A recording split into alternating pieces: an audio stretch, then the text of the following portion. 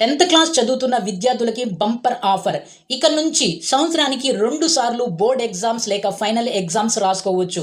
మీకు మొదటి ఎగ్జామ్‌లో అంటే ఫస్ట్ టైమ్ రాసిన ఎగ్జామ్‌లో మార్కులు తక్కువ వస్తే మీరు టెన్షన్ పడవలసిన అవసరం లేదు.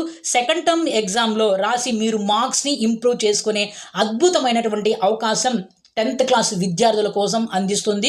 దీనికి సంబంధించి పూర్తి వివరాలు మీకు ఈ వీడియోలో డీటెయిల్‌గా ఎక్స్‌ప్లెయిన్ చేస్తాను. దయచేసి వీడియో చివరి వరకు చూడండి. CBSE central board of secondary education 2026 academic year నుంచి క్లాస్ 10 ఎగ్జామ్స్ అనేవి 2 సార్లు కండక్ట్ చేస్తుంది.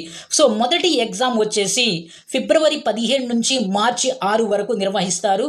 దీని రిజల్ట్స్ వచ్చేసి మీకు ఏప్రిల్ 20న విడుదల చేస్తారు. ఇక్కడ సెకండ్ టర్మ్ ఎగ్జామ్ వచ్చేసి మే 5 నుంచి మే 20 వరకు నిర్వహిస్తారు. జూన్ 30న ఎగ్జామ్స్ అనేవి రిలీజ్ చేయడం జరుగుతుంది. ఈ విధంగా సంవత్సరానికి 2 సార్లు ఎగ్జామ్స్ అనేవి నిర్వహించడం జరుగుతుంది.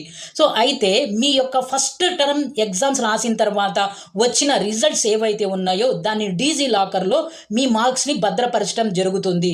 ఇక సెకండ్ టైం రాసినటువంటి మార్క్స్ని కూడా అక్కడే భద్రపరుస్తారు.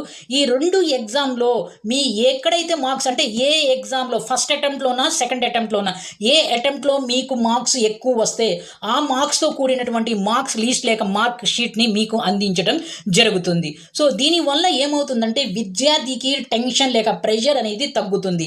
న్యూ ఎడ్యుకేషనల్ పాలసీ 2020 ప్రకారం విద్యార్థికి టెన్షన్ రహిత ఎడ్యుకేషన్ అనేది అందించవలసి ఉంటుంది. ఈ కారణం వల్ల సో మొత్తం సిలబస్ని 2 ఎగ్జామ్స్ రూపంలో 2 దఫాల ఎగ్జామ్స్ రూపంలో అందించడం జరుగుతుంది. అయితే ఈ విద్యార్థి యొక్క ఇంటర్నల్ అసెస్మెంట్ ఉంటుంది కదా, లేక ఇంటర్నల్ ఎగ్జామ్స్ ఉంటాయి కదా, ఇంటర్నల్ ఎగ్జామ్స్ లేక ప్రాక్టికల్ ఎగ్జామ్స్ అనేవి ఒకసారి ఏడాదికి ఒకేసారి నిర్వహించడం జరుగుతుంది. సో అంటే ఇంటర్నల్ అసెస్మెంట్ అనేది ఒకేసారి ఉంటుంది.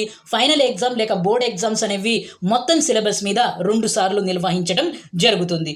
అయితే దీన్ని ఈ విధంగా 2 సార్లు ఎగ్జామ్స్ నిర్వహించినప్పుడు ముఖ్యమైనటువంటి కొన్ని పాయింట్స్ ఇక్కడ మనం చెప్తాను, దాన్ని గుర్తుపెట్టుకోండి. అదేంటంటే మీరు ఖచ్చితంగా ఫస్ట్ అటెంప్ట్లో అంటే ఫస్ట్ టైం ఎగ్జామ్ ఖచ్చితంగా రాయవలసి ఉంటుంది. అంటే ఫస్ట్ టైం అంటే మీకు ఫిబ్రవరి నుంచి మార్చి వరకు జరిగేటటువంటి ఎగ్జామ్ మీరు ఖచ్చితంగా అటెంప్ట్ చేయాలి. మీకు మార్క్స్ తక్కువ వచ్చినా మార్క్స్ ఎక్కువ వచ్చినా మీరు ఫెయిల్ అయినా కూడా పర్వాలేదు, ఎగ్జామ్ అయితే మీరు అటెంప్ట్ చేయాలి. ఎవరైతే ఫస్ట్ అటెంప్ట్ అంటే ఫస్ట్ టైం జరిగే ఎగ్జామ్ని రాయలేదో వాళ్ళకి నెక్స్ట్ టైం జరిగే ఎగ్జామ్కి అవకాశం కల్పించరు. అంటే మీరు సెకండ్ టైం ఎగ్జామ్ రాయాలి అంటే మీరు ఖచ్చితంగా ఫస్ట్ టైం ఎగ్జామ్ అనేది రాయాలి. సో మీకు అక్కడ మార్కులు ఎంత వచ్చాయి అనేది మ్యాటరే కాదు, ఫస్ట్ టైం ఎగ్జామ్ అనేది ఖచ్చితంగా రాయాలి.